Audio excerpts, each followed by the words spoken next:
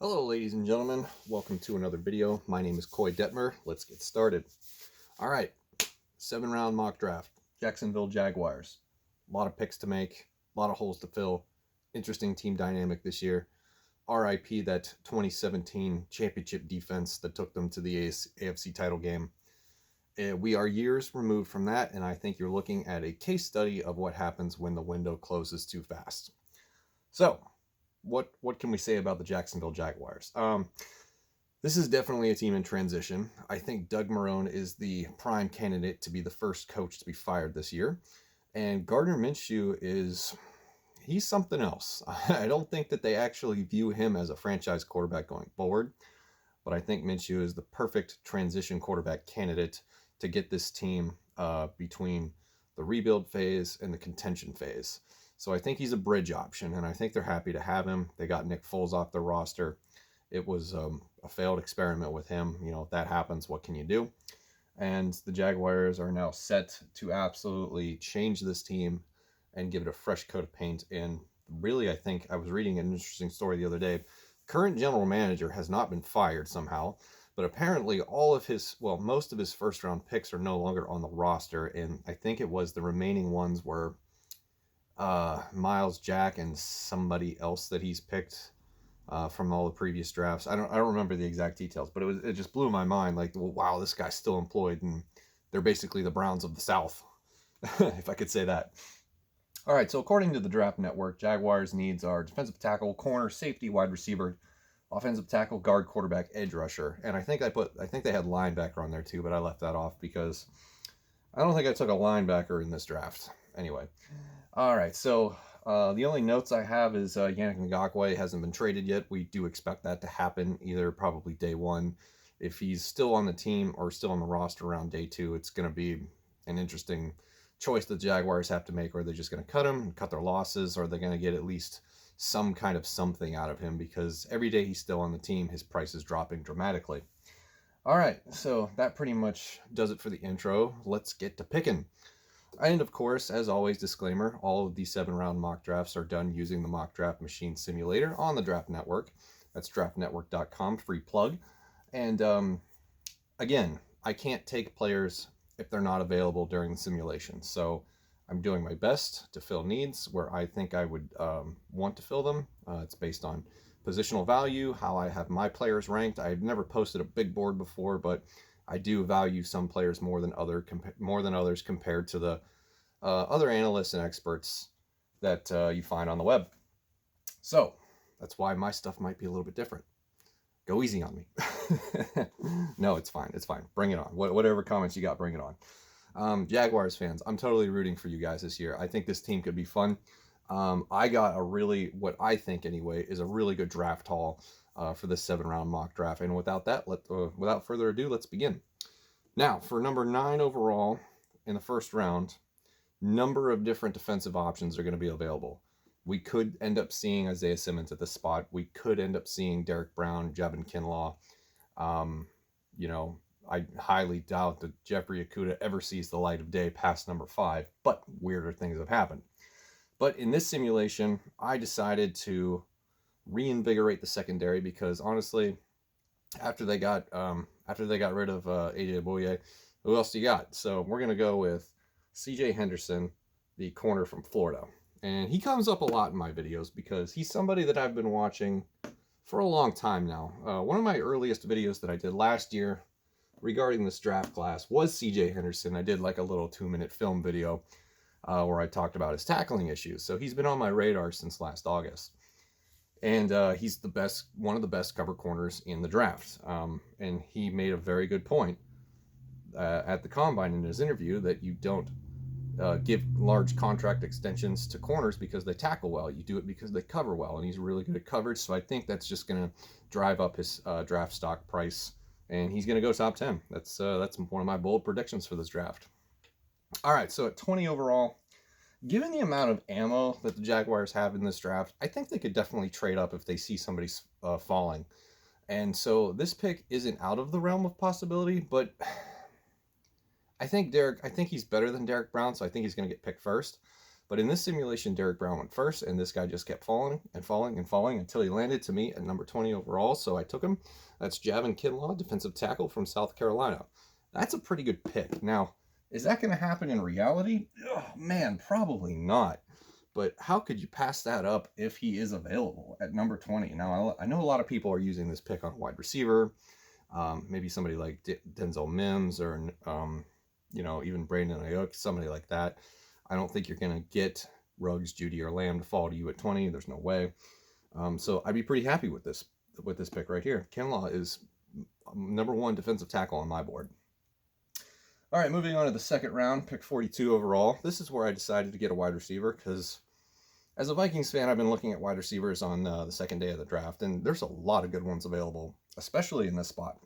So the guy that I went with was Michael Pittman Jr. from USC, and I think Pittman is kind of an overlooked guy right now, and I think he's going to be an asset to any team that gets him. And I kind of hope if the Vikings can't get Justin Jefferson in the first round or somebody of similar talent, I would rather have Jefferson, but I think Pittman in the second round would be a nice consolation prize. Now, the Jaguars have released Marquise Lee, so he's gone. So on your roster right now is DJ Chark, D.D. Westbrook, and Conley. I forget his first name.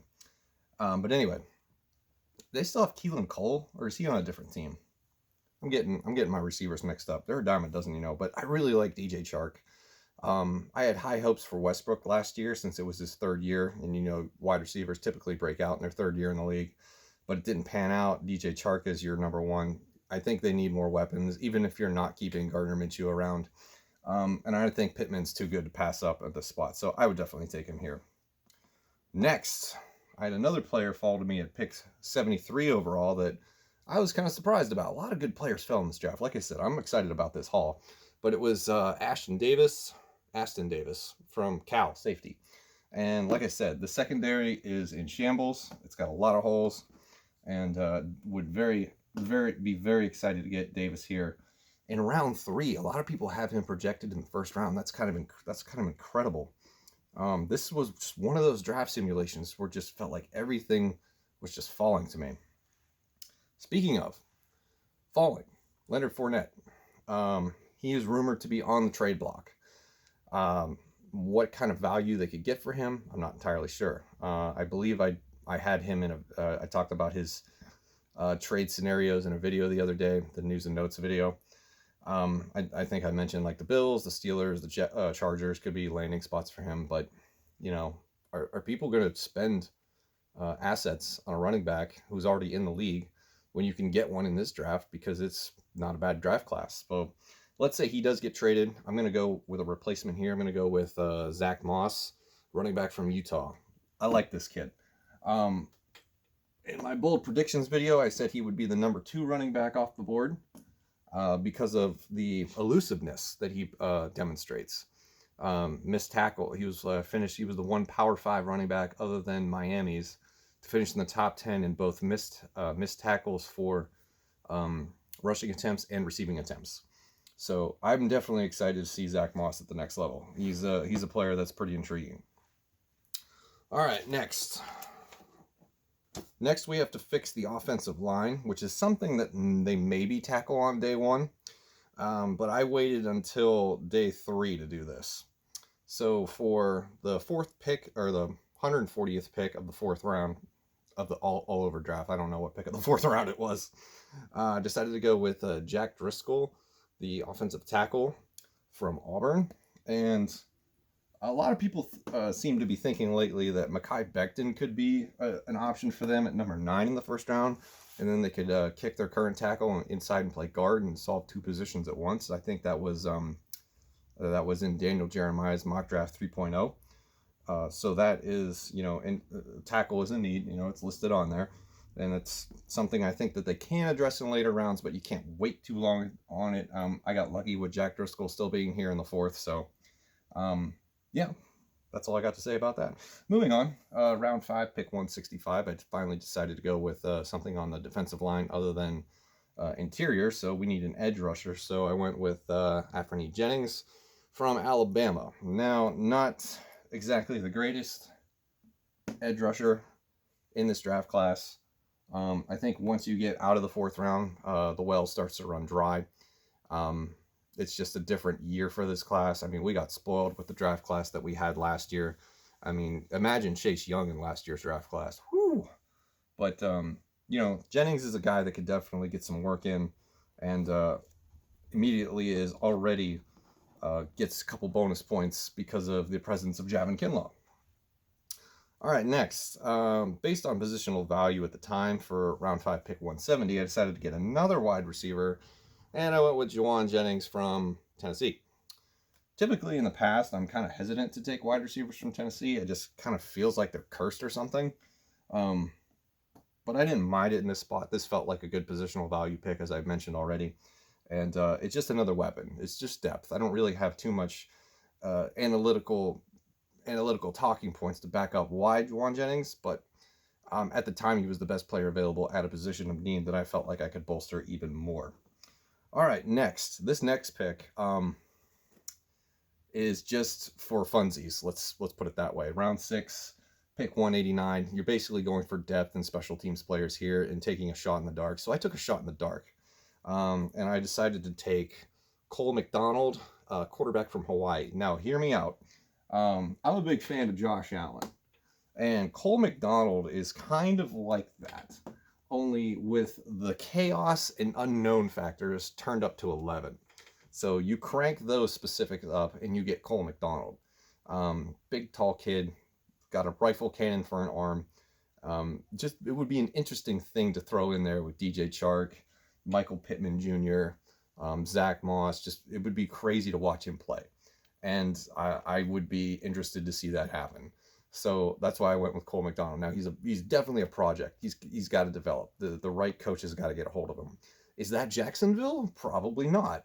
But, you know, behind Gardner Minshew, I think you could use some sort of developmental talent. You're obviously punting this season, you know, going with the fact that Gardner Minshew is your starter. So I think this team is either thinking about tanking, which would be kind of hard if you got this much draft capital and you're just admitting that you suck at your job and you're going to be picking 1st overall next year. So who knows? But Cole McDonald is an interesting prospect that I think should be given a chance at the next level. It'd just be kind of fun to see. All right, next, we have to address the offensive line further.